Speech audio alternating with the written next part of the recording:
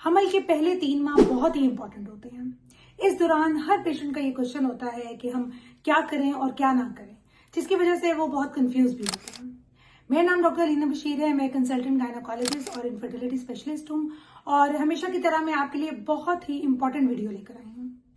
आज की इस वीडियो में हम जिस टॉपिक पर डिस्कशन करेंगे वो है कि हमल के पहले 3 माह में हमने क्या एहतियात करनी होती है, कौन से काम करने हैं और कौन से काम नहीं करने हैं। जैसे ही प्रेगनेंसी स्टार्ट होती है पेशेंट्स बहुत कंफ्यूज होते हैं कि इस दौरान हमें क्या करना चाहिए और क्या नहीं करना चाहिए, हमें क्या खाना चाहिए, क्या नहीं खाना चाहिए, क्या गर्म चीजें खानी चाहिए, खजूरें, मछली, ड्राई फ्रूट्स, क्या प्रेगनेंसी में ये सेफ होते हैं, कहीं मेरा मिसकैरेज तो नहीं हो जाएगा, क्या मैं सफर कर सकती हूँ, क्या अब हमल हो गया है तो मुकम्मल तौर पे मुझे आराम करना चाहिए, क्या मुझे फौरी तौर पे डॉक्टर को कंसल्ट करना चाहिए और अल्ट्रासाउंड मुझे करवाना चाहिए इन 3 मंथ्स में या नहीं करवाना चाहिए, क्या वो बच्चे के लिए सेफ होता है और मुझे मेडिकेशन कौन सी लेनी चाहिए और ऐसी कौन सी कंडीशंस हैं जिसमें फौरी तौर पे मुझे डॉक्टर के पास इमरजेंसी में चेकअप कराने के लिए जाना पड़ेगा।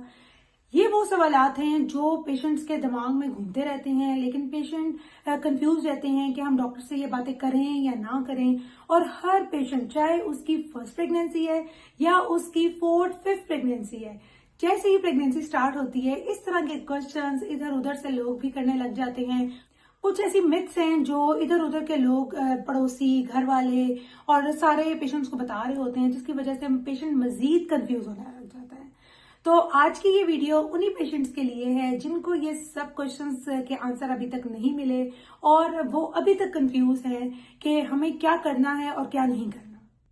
तो प्लीज वीडियो को एंड तक देखिएगा क्योंकि एंड में मैं आपको बहुत ही इंपॉर्टेंट बातें बताऊंगी।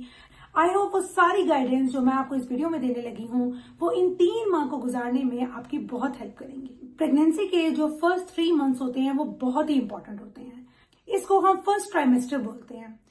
इसके इम्पोर्टेंट होने की सबसे बड़ी वजह यह है क्योंकि बच्चे में जो जितने भी बच्चे के अज़ा होते हैं वो इन 3 मंथ्स में बन रहे होते हैं। बच्चे के जो सेल्स होते हैं, जो खुलिये होते हैं, वो फौरी तौर पे डिवाइड हो रहे होते हैं, तकसीम हो रहे होते हैं, जिसकी वजह से उनमें बहुत सी चेंजेस भी आ सकती हैं अगर इन 3 माह में माँ एहतियात नहीं करेगी। तो इन 3 माह में माँ को चाहिए कि वो अपना हर लिहाज से ख्याल रखे, क्योंकि अब उसने सिर्फ अपना ख्याल नहीं रखना बल्कि उस नन्ही सी जान का ख्याल रखना है जो उसके अंदर पल रही है। तो उसने हर चीज का एहतियात करना है, उसने खाने पीने में एहतियात करनी है, उसकी मेडिसिन जो यूज कर रही है उसमें एहतियात करनी है। ये सारी डिटेल्स हम इस वीडियो में डिस्कस करेंगे। प्लीज वीडियो को एंड तक देखिएगा और अगर आपने मेरे चैनल को सब्सक्राइब नहीं किया तो प्लीज इस चैनल को सब्सक्राइब करें और इस वीडियो को और भी शेयर करें ताकि जिनकी प्रेगनेंसी स्टार्ट हुई है और वो इन बातों पे कंफ्यूज है और उनको समझ नहीं आ रही कि हमने अब करना क्या है, तो उनको भी गाइडेंस मिल सके। सबसे इंपॉर्टेंट चीज जो इन 3 माह में करने वाली होती है वो होती है फॉलिक एसिड। इस चीज को अक्सर पेशेंट इग्नोर कर देते हैं। पेशेंट डॉक्टर को कंसल्ट ही 4th 5th मंथ में करते हैं कि इन 3 मंथ्स में जो पेशेंट फॉलिक एसिड नहीं लेते उसके नुकसानात ये होते हैं कि बच्चे में रीढ़ की हड्डी के मसले पैदा होने लग जाते हैं। जिन पेशेंट्स की कजन मैरिज होती है या प्रीवियस किसी प्रेगनेंसी में डायबिटीज या कोई एबनॉर्मल बच्चों की हिस्ट्री है या फैमिली में एबनॉर्मल बच्चों की हिस्ट्री है, उनको फॉलिक एसिड प्रेगनेंसी से पहले ही हम स्टार्ट कर देते हैं। और इन 3 माह में फॉलिक एसिड खासकर उन बच्चियों के लिए बहुत जरूरी होती है। तो प्लीज इस चीज को इग्नोर नहीं करना। आपने फर्स्ट 3 मंथ्स में, चाहे आप डॉक्टर के पास गए हैं या नहीं गए हैं, आप फौरन फॉलिक एसिड स्टार्ट कर दें। जैसी प्रेगनेंसी हो फौरन आप डॉक्टर से कंसल्ट करें।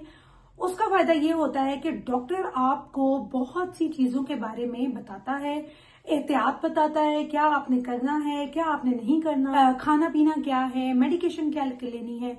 तो ये बहुत जरूरी होता है कि फौरी तौर पे आप डॉक्टर से कंसल्ट करें क्योंकि वो आपकी डिटेल हिस्ट्री भी लेगा। उसका फायदा ये होता है कि अगर आपके पहले कोई प्रॉब्लम्स रहे हुए हैं, अगर आपको पिछली प्रेगनेंसी में ब्लड प्रेशर, शुगर या इस तरह के कोई प्रॉब्लम्स रहे हुए हैं तो वो डॉक्टर आपको टाइमली मेडिकेशन ऐड कर देंगे। अगर ब्लड प्रेशर का मसला है तो वो फौरी तौर पे ब्लड प्रेशर चेक करके मेडिकेशन ऐड कर देगा और अगर शुगर का मसला है तो फौरी तौर पे टेस्ट हो जाते हैं। तो पेशेंट का डॉक्टर को कंसल्ट करना बहुत जरूरी होता है। इसके साथ साथ हम पेशेंट को डाइट के बारे में बताते हैं जो बहुत ही इंपॉर्टेंट है और इसके बारे में भी पेशेंट्स के बहुत से क्वेश्चंस होते हैं। डाइट में आपने हेल्दी डाइट लेनी है। शुरू में डेफिनेटली आपको नोजिया होता है, वॉमिटिंग होती है, आप उस तरह की डाइट नहीं ले सकती। कुछ पेशेंट्स का वेट भी रिड्यूस होने लग जाता है। तो उसकी वजह ये होती है कि उनको ये पता नहीं होता कि हमने क्या खाना है और क्या नहीं खाना। हेल्दी डाइट में आप दूध ले सकती हैं, फ्रूट्स ले सकती हैं, वेजिटेबल्स लें, ड्राई फ्रूट्स, मछली और जो गोश्त है, अंडा है, इसके बारे में कहा जाता है कि हम नहीं लेंगे क्योंकि ये गर्म होता है। हालांकि मेडिकल में इस तरह की कोई बात नहीं है कि आप मछली नहीं ले सकते, अंडा नहीं ले सकते, कि ये गर्म होते हैं, ये मिसकैरेजेस करवा देते हैं, ऐसा कुछ भी नहीं है। डाइट में आपकी कोई परहेज नहीं है, आपका जो दिल करता है आप खा सकते हो। बहुत सी चीजों से नौजिया होता है, दिल मतली होने लग जाता है, दिल खराब होता है, तो आप उन चीजों को अवॉइड करें। जो चीज इन 3 मंथ्स में आपका दिल करता है आप वो खा सकते हैं। इसके अलावा डाइट में आप ऑयली चीजें और स्पाइसी फूड को अवॉइड करें। उसके रीजन ये नहीं है कि वो बच्चे पे असर डालेगा, उसके रीजन ये है कि उससे आपका स्टमक अपसेट होगा और आपका दिल मतली होना, उल्टी आना वो ज्यादा होने लग जाएगी। तो कोशिश करें कि इन 3 मंथ्स में ऑयली चीजें और अननेसेसरी जो जंक फूड है, बेकरी आइटम्स हैं, फ्रीजी ड्रिंक्स हैं, ये अवॉइड करें। इसके साथ साथ कुछ पेशेंट्स को बहुत ज्यादा मतली होती है, वॉमिटिंग होती है। इससे रिलेटेड मैंने एक डिटेल वीडियो अपलोड की हुई है, प्लीज उसको भी देखिएगा। उससे भी आपको गाइडेंस होगी कि हमल में अगर उल्टी और मतली होगी तो हमने क्या करना है और क्या नहीं करना, ये सारा उस वीडियो में मैंने बताया हुआ है। कुछ पेशेंट को हल्का फुल्का दिल खराब होता है, कुछ पेशेंट को बहुत ज्यादा वॉमिटिंग होती है। ये आपका डॉक्टर डिसाइड करेगा कि आपके नोजिया और वॉमिटिंग की क्या नौयत है, वो उसके अकॉर्डिंग मैनेज करेगा। अगर पेशेंट के सिम्टम्स को हम देखें तो उसमें बहुत से पेशेंट्स होते हैं जो कहते हैं कि मुझे वजाइनल डिस्चार्ज होने लग गया है, यूरिन बार बार आने लग गया है। तो यूरिन इन्फेक्शन या वजाइनल इन्फेक्शन भी कॉमन होते हैं फर्स्ट ट्राइमेस्टर में। और इसके अलावा पेशेंट्स को कब्ज होने लग जाती है। तो कोशिश करें कि मेडिकेशन से बेहतर ये होता है कि आप होम रेमेडीज पे जाएं। मसलन आप फ्लूइड इनटेक अपना बढ़ा दें, आप कच्ची सब्जियों का एक बॉयल हम बताते हैं कि वो डेली लें, और फ्रूट्स का इनटेक ज्यादा कर दें।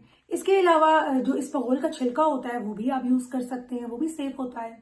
कुछ पेशेंट्स को बैकएक की बहुत प्रॉब्लम होती है, कमर में बहुत शदीद दर्द होने लग जाता है। उसकी वजह यही होती है कि जैसी प्रेगनेंसी होती है हमारे जो पेल्विक लिगामेंट्स हैं वो स्ट्रेच होने लग जाते हैं, जिसकी वजह से अक्सर पेशेंट्स को एक टांग का खिंचाव महसूस होने लग जाता है।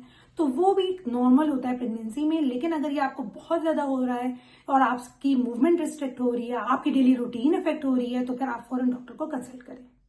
बहुत से पेशेंट्स होते हैं उनको मूड स्विंग्स होने लग जाते हैं, चिड़चिड़ापन आने लग जाता है। ये एक नॉर्मल चीज होती है। इस चीज के लिए मैं पेशेंट की फैमिली को ये कहूंगी कि उनको सपोर्ट करें। उनके हार्मोनल चेंजेस आ रही हैं जिसकी वजह से उनका चिड़चिड़ापन आ रहा है, उनको कुछ खाने का दिल नहीं कर रहा क्योंकि उनको नौजिया हो रहा है। ये सारी चीजें जो होती हैं वो हार्मोनल चेंजेस की वजह से हो रही होती है।